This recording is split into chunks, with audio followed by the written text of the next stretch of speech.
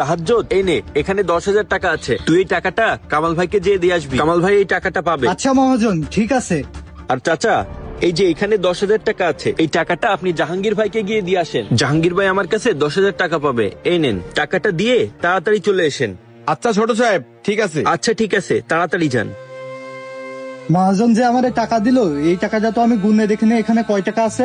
দেখি গুনে দেখি, আরে এখানে তো 12,000 টাকা আছে। তাহলে কি মহাজন ভুলে 12,000 টাকায় দিয়ে ফেললো?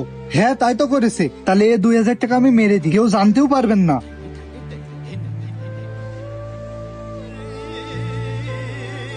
মহাজন যে আমার কাছে টাকাটা দিল, টাকাটা তো একবার গুনে দেখলাম না।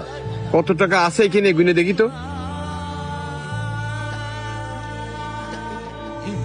হাই আল্লাহ, মহাজন তো 10,000 কথা বলিল, এখানে তো 12,000 টাকা আছে। 2,000 টাকা বেশি আছে। এই টাকাটা আমি এখন কি করব? মনে হয় 2,000 টাকা ছোট সাহেব ভুল করে বেশি দিয়ে ফেলে। এই টাকাটা আমি ফিরিয়ে দেবো না রেখে দেবো? টাকাটা যদি আমি রেখে দিই তাহলে ছোট সাহেব তা টের পাবেন না, কিন্তু ছোট সাহেব না দেখলেও উপরে আল্লাহ তো দেখে ফেলবে। তার কাছে আমি পাপিষ্ঠ হয়ে যাবো, গুনাহগার হয়ে যাবো। সবাইকে ফাঁকি দিতে পারলেও মহান আল্লাহকে তো আর আমি ফাঁকি দিতে পারবো না। আমার ইমানটাই নষ্ট হয়ে যাবে। না, মাত্র 2,000 টাকার লোভে আমি আমার ইমান নষ্ট করতে পারবো না, আমার মহাজনের বিশ্বাসও ভাঙতে পারবো না। না, টাকাটা ছোট সাহেবকে ফেরত দিতে হবে। কি ব্যাপার মহাজন?